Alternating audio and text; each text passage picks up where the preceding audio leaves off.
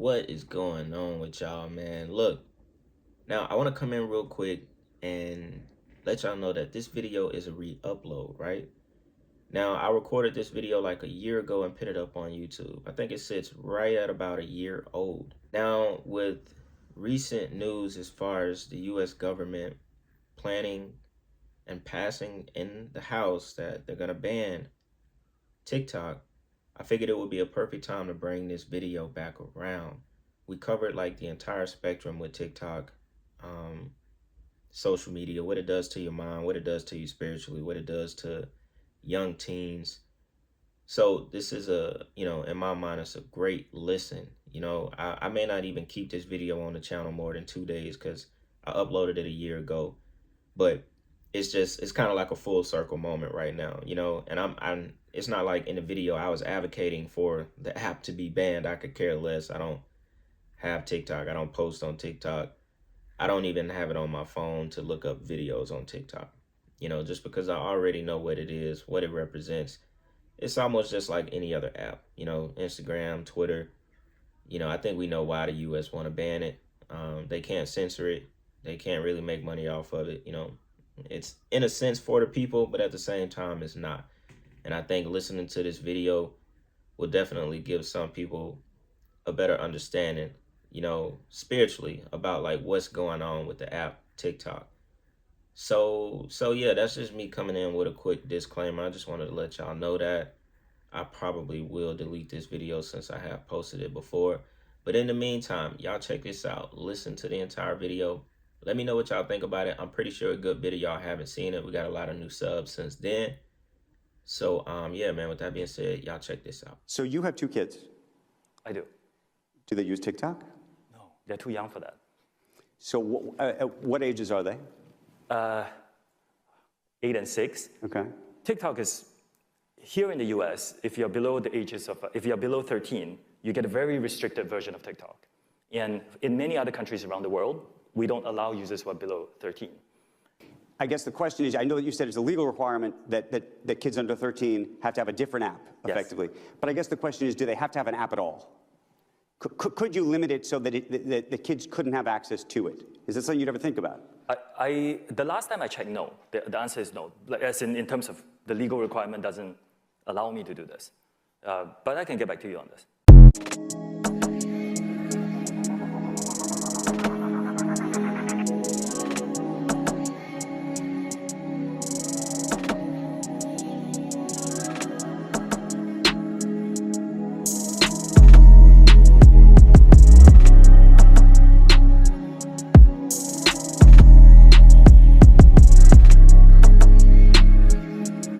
All right, y'all.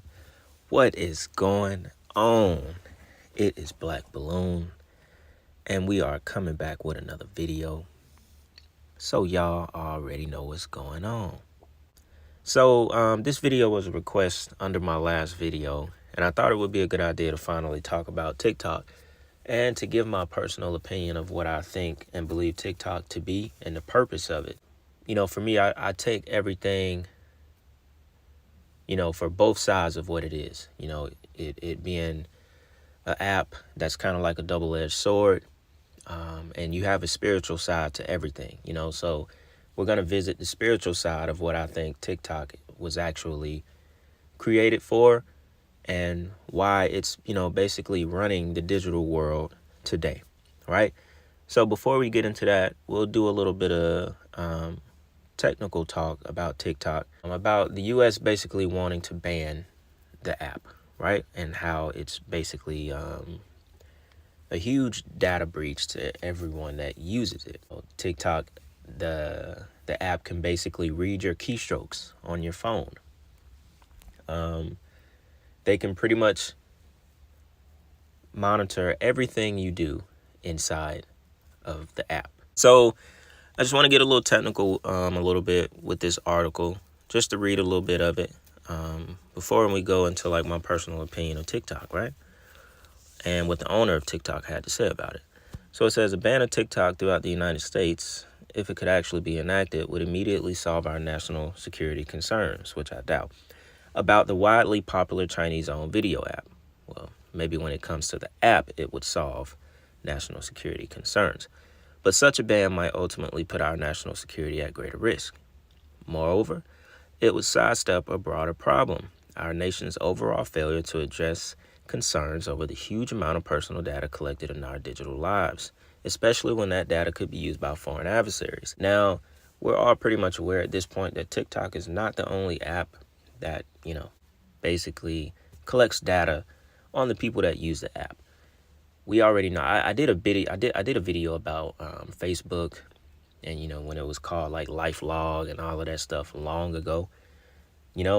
Because in a sense, the apps don't have to, they don't have to really collect data on you because you're giving it up yourself. You see what I'm saying? It kind of goes back. It almost kind of goes back to like the Luciferian doctrine of the fact that they have to show you what they're doing before they do it. It's almost, if you get what I'm trying to say, it's almost the same thing. They basically give it to you in like a friendly way. That's how you know a lot of this stuff is like, is really from the devil. But we're going to get into that. They give it to you in a friendly way, and they invite you to put your life on the app. So they really don't have to collect data on you. Just like when Facebook first started, all of your best friends, you had your friends list, you top this, top that, MySpace, top this, top that. All you got to do is go on your page and see who your best friend is. Go on your page, on Facebook, and see that you're married. See that you're in a relationship, and that they can probably find the girl that you're in the relationship with. Most of these apps, they already have your entire life on the internet with just you doing it yourself. They don't even have to dig into your IP and, collect your bank account numbers and all this other stuff and be sneaky, although I'm pretty sure they do that in certain kind of ways as well. But basically, you already put your entire life on the app, regardless. In a way, we kind of did it to ourselves. Now, going back to how I said we basically, we allow ourselves to be tracked over the internet. This goes back to algorithms. It goes back to basically, not just TikTok's algorithm, but Instagram, YouTube, so on and so on. By us putting all of our information on the internet, guess what we also put on the internet? We also put our emotions on the internet. We create videos being sad. Some of us do videos crying, expressing every emotion that you have in life, and you put it on the internet for others to see. So in turn, these algorithms, they basically track all of these types of posts and all of these different types of emotions to basically feed the main pages, to feed the home pages of people who are joining the apps. So that way they can group these certain kind of peoples, these certain kind of people with certain types of emotions. And that way the app knows what kind of person you are. This way the algorithm knows what kind of videos to feed you when you're on the app. Now I have a little short clip that goes into a little bit more about that, because it takes me back to when everyone started to realize that, you'll be talking to your friend about, renting a car, or talking to your friend about going to Walmart. And then next thing you know, you get an ad about, on your phone or Instagram about Walmart or something like that. And it raised the question, are these apps listening to us? It's like, yeah, of course, the app is listening to you in a way. But then at the same time, like when it comes to TikTok, the algorithm is also, it's placing videos in front of you based off of what you spend the most time on. And the little clip I have is just going to talk about that a little bit more. I think it's from Wall Street Journal's YouTube page, because they did like an investigation of how the ByteDance algorithm works on TikTok. Because people would start to think that, hold on, wait a minute, the app is showing me stuff that I'm thinking. So it's like, obviously the algorithm is not reading your mind, it's reading your emotions. And in turn, on your feed, you're getting videos of how you're thinking in the moment, because you spend so much time looking at videos that make you feel a certain way. The app has now learned you. The app knows who you are. The algorithm knows exactly who you are. So it'll give you a sense that this damn app is reading my mind. But at the same time, do you understand how dangerous that can be to young kids? Because now the algorithm, the app is now like, it's sort of sending you in a direction instead of you actually wanting to be in that direction. You could have been sad that one day, but now all you get is sad content that kind of, puts you in depression because the algorithm has figured you to be this type of person. But this kind of shit is very dangerous to young kids, to impressionable minds. That's why I say everything has a spiritual side to it. It goes really deep. It affects adults as well, but this is mostly for kids. TikTok is for kids. And the way a lot of these algorithms are today and how they're basically controlling your emotions, you're not in the driver's seat of your own thoughts anymore. It's the internet. It's the algorithm. It's the app that you're on. But before, I go further and further on what I personally think about it, just check out this small clip real quick. Okay, has anyone else noticed that your For You page has been a little too accurate lately? It hasn't been things that I'll Google or I talk about. It's been thoughts. It's been thoughts. TikTok knows everything about us. TikTok knows everything about us. TikTok users often wonder how the world's fastest growing social network seems to know them so well. TikTok's secretly listening to us while we're watching videos? I don't know. The answer to how this app gets to know you so intimately is a highly secretive algorithm, long guarded by TikTok's China-based parent company, ByteDance. TikTok has been so successful in terms of implementing their algorithms. TikTok's algorithm can influence the thinking of U.S. youth. To understand how it knows users so well, the Wall Street Journal created over 100 automated TikTok accounts, or bots, that watched hundreds of thousands of videos on the app. We also spoke to current and former executives at the company. Officially, the company says that shares, likes, follows, and what you watch all play a role in what TikTok shows you. We found that TikTok only needs one of these to figure you out: how long you linger over a piece of content. Every second you hesitate or rewatch, the app is tracking you. I just want to quiet the noise.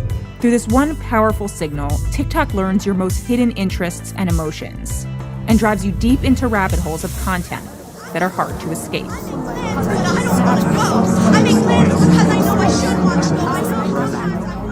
You see what I'm saying?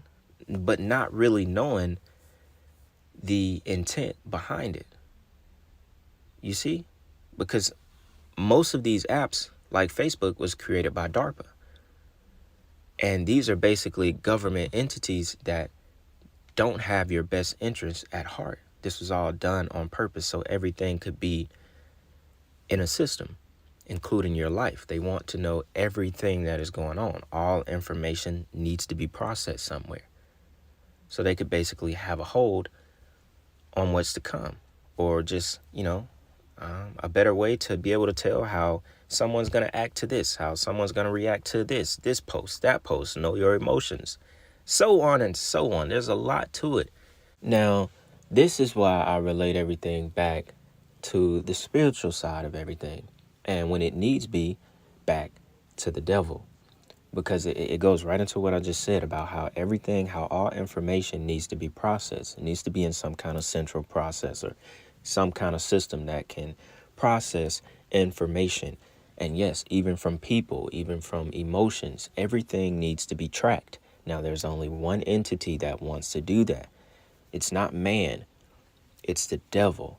Why? Because the devil wants to be like God. Y'all have to remember, everything is spiritual. I don't care what it is. Everything has a spiritual side to it. Okay? Once you understand that, then you can better understand and be able to take the blindfold off your eyes to what most things mean in life and, the purpose behind it. Because like God is omnipresent.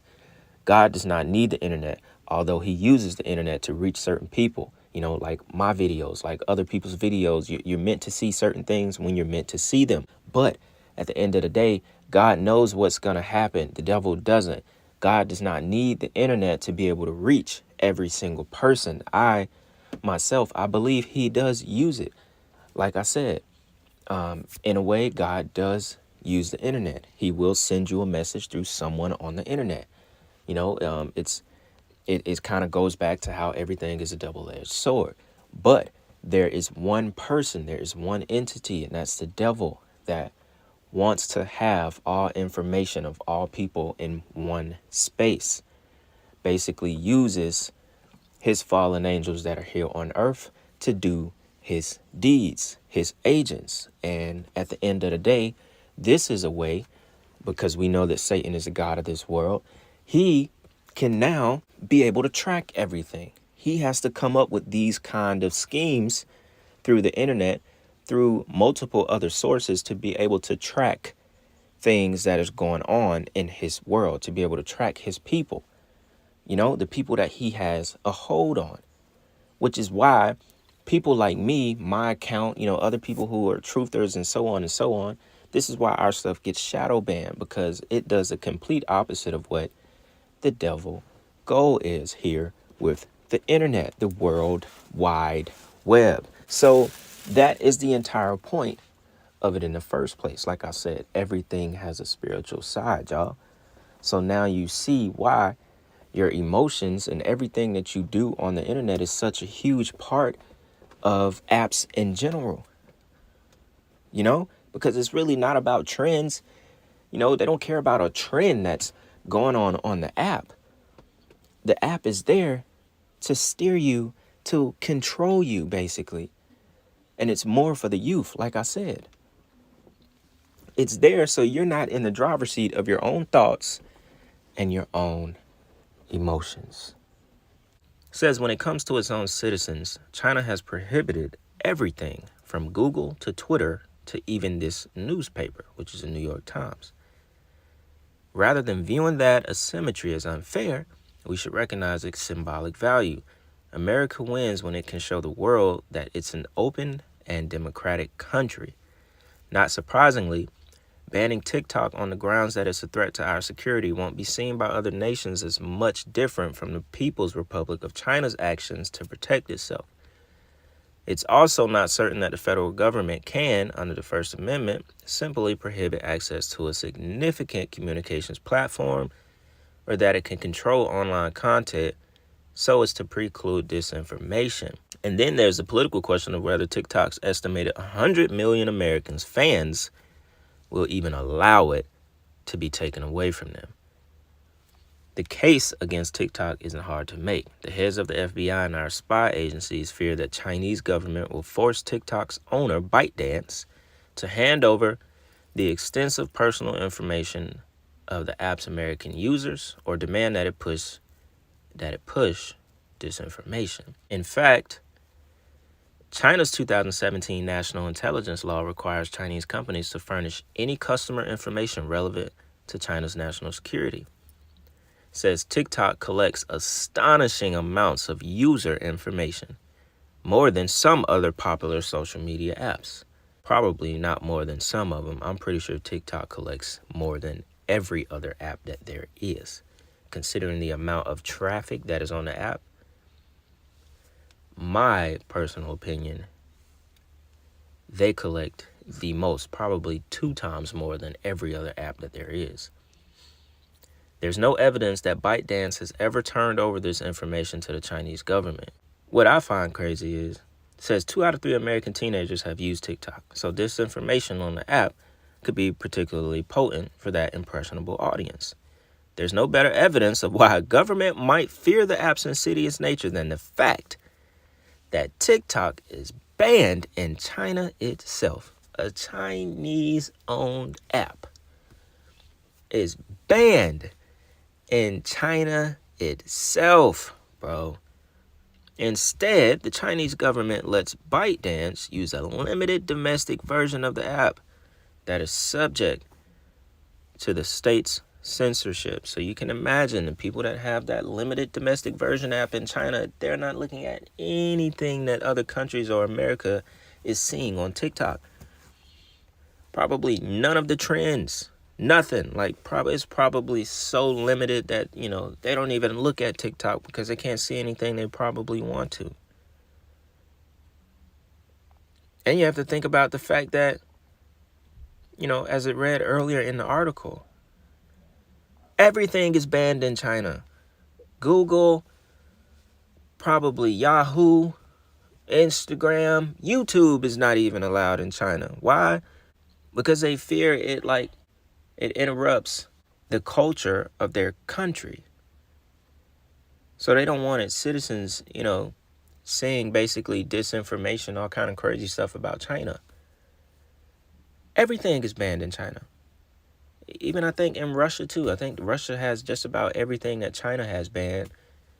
It's the same thing.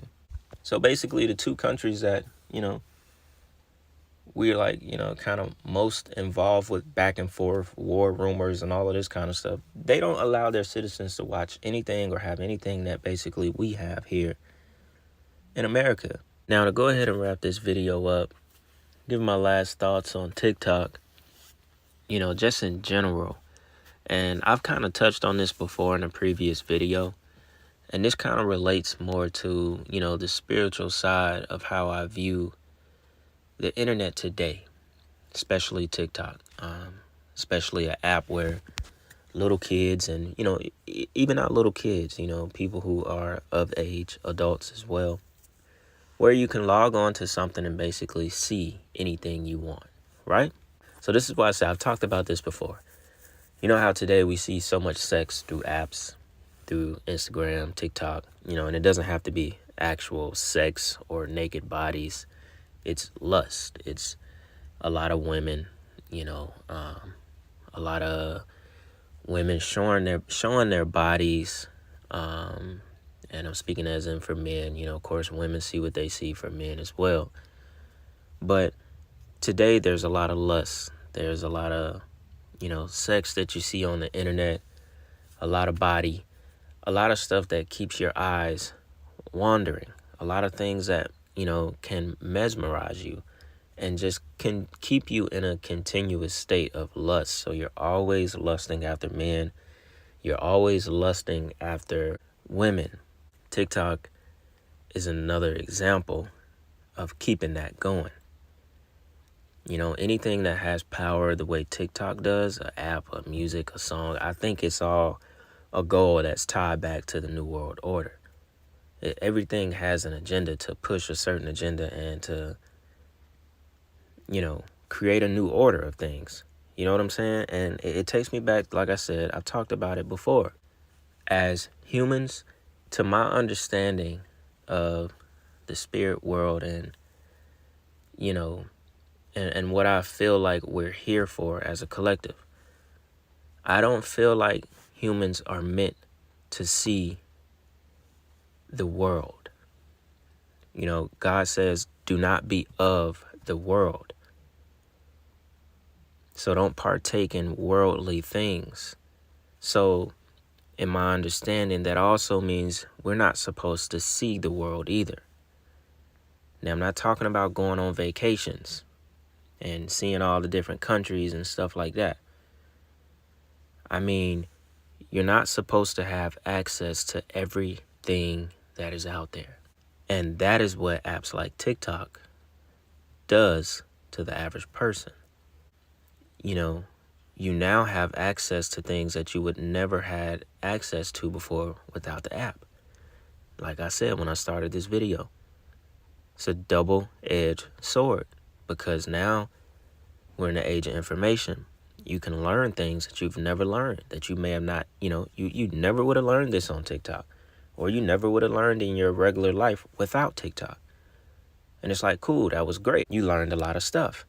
And that is also where I went back. You know, everything is duality. We have to remember that. I said God uses the internet just the way the devil does.